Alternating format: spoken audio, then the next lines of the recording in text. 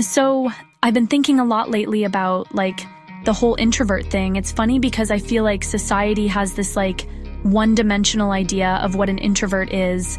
You know, like the quiet person in the corner who's secretly sad or antisocial or something. But that's so not it. It's people just assume if you're not constantly talking or being super high energy and out there, then something's wrong. And it's just a total misunderstanding of what it actually means. It's not about being shy or hating people. It's just about where you get your energy from. And honestly, I think that's kind of cool.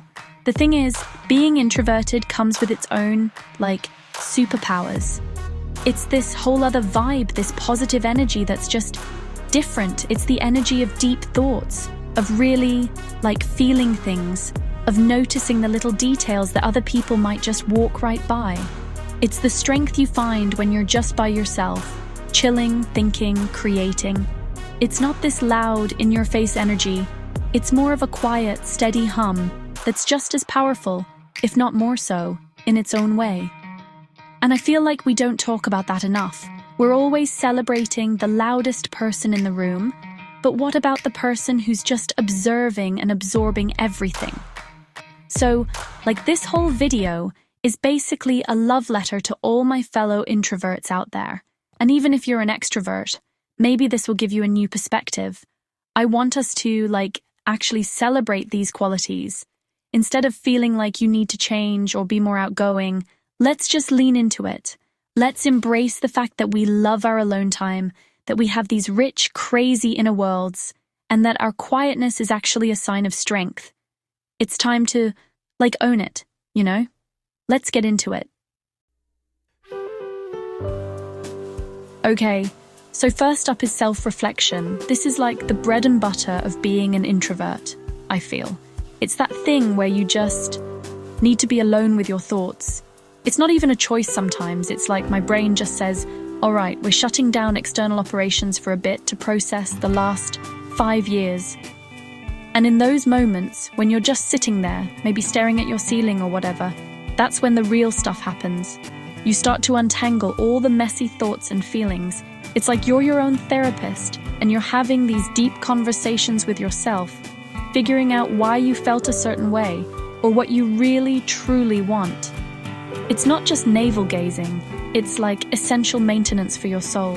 And through all that time spent inside your own head, you get to know yourself on this ridiculously deep level. You understand your own patterns, your triggers, your passions. It's building a relationship with yourself, and that is so, so important for personal growth. You can't really grow if you don't know what you're working with, you know? It's that quiet introspection that allows you to see yourself clearly without the noise of everyone else's opinions and expectations.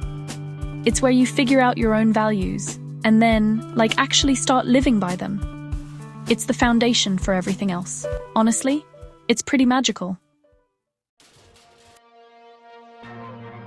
This leads me right into creativity, because what happens when you spend all that time alone, just thinking and reflecting? Your brain starts to get weird in the best way. Solitude is like a greenhouse for ideas. When you're not constantly reacting to other people or consuming content 24/7, your mind has the space to just wander and connect things that you wouldn't normally connect. It's all of a sudden, you have this idea for a song or a painting or, I don't know, a new way to organize your sock drawer that will change your life. It's where innovation comes from. That quiet space is where the little sparks of creativity can actually catch fire instead of being blown out by all the external noise. And it's not just about being a famous artist or whatever. It can be anything. It's about solving problems in a new way or just finding a unique way to express yourself. For me, when I'm alone, my thoughts can finally stretch out and breathe. It's this feeling of freedom where there's no judgment, no pressure. You can follow a weird train of thought for an hour and see where it goes. And usually it goes somewhere really interesting. That solitude isn't empty, it's full of potential. It's the blank canvas that you need before you can even think about what to paint. Okay, let's talk about relationships. This is a big one because people think introverts are loners who hate everyone, which is like the most inaccurate thing ever. It's not that we don't like people, we just have like a limited social battery. So we have to be super intentional about who we spend that energy on. It's not about having a million friends or acquaintances. It's about having like a few people who you can be 100% yourself with. The kind of friends you can just sit in silence with and it's not awkward at all. It's comfortable. You know what I mean? It's quality over quantity, always. These connections are so much deeper because we're not just there for the surface level small talk. We crave genuine, meaningful conversations. We want to know what you're actually thinking about, what you're scared of, what makes you excited about life. Because we spend so much time in our own heads, we appreciate when someone else lets us into theirs. We invest our energy into understanding people on a core level, and the bond that comes from that is like unbreakable. It's a different kind of friendship, one that's built on trust and real, authentic connection, not just on like going to parties together. This one is huge for me, independence. Being comfortable with being alone is like a superpower in today's world where everyone is so terrified of it. When you're an introvert, you learn to rely on yourself for entertainment, for comfort, for problem solving. You don't need constant external validation or distraction to feel okay. You can literally just exist with yourself and be content. That self-sufficiency is so freeing. It means you can go to a movie alone, or eat at a restaurant alone, or travel alone, and it's not sad or scary. It's actually like really empowering and fun. And this comfort with solitude builds this insane resilience. When things get tough, you already have the tools to sit with your discomfort and work through it on your own. You're not desperately searching for someone or something to fix it for you. You know how to be your own support system. It makes you so much stronger and more adaptable. Life is going to throw curveballs, and people won't always be there, but you know that at the end of the day, you have yourself. And because you've spent so much time getting to know yourself, you know you can handle it. It's a quiet confidence that's like unshakable. So, you know how introverts are usually the quiet ones in a group conversation? It's not because we have nothing to say, it's because we're busy listening. And I mean like really listening, not just waiting for our turn to talk. We're absorbing what you're saying, how you're saying it, your body language, the whole thing. It's like we're collecting all the data before we formulate a response. This makes us incredible listeners. People feel genuinely heard when they talk to us because we're giving them our full, undivided attention. It's a rare thing, and it makes people feel so valued. And because we're taking everything in, our responses are usually, like, way more thoughtful. We're not just blurting out the first thing that comes to mind. We're connecting what you said to something else, asking follow-up questions that show we were actually paying attention, and offering advice that's, like, actually considered and helpful. In a world where everyone is shouting over each other, just wanting to be heard, being the person who truly listens is so powerful. It builds trust, it diffuses conflict, and it makes every interaction more meaningful. It's a quiet strength that commands so much respect. Alright, let's get into the brainy side of things. Analytical thinking. This is so connected to everything we've talked about. Because introverts spend so much time in deep contemplation, our brains are basically wired for analysis. We don't just take things at face value. We need to, dissect them, look at them from every possible angle, and understand how all the pieces fit together. When a problem comes up, we're not the ones to jump to a quick, impulsive solution. We're the ones who say, okay, hang on, let's think about this for a second. We retreat into our minds to map out all the potential outcomes and consequences.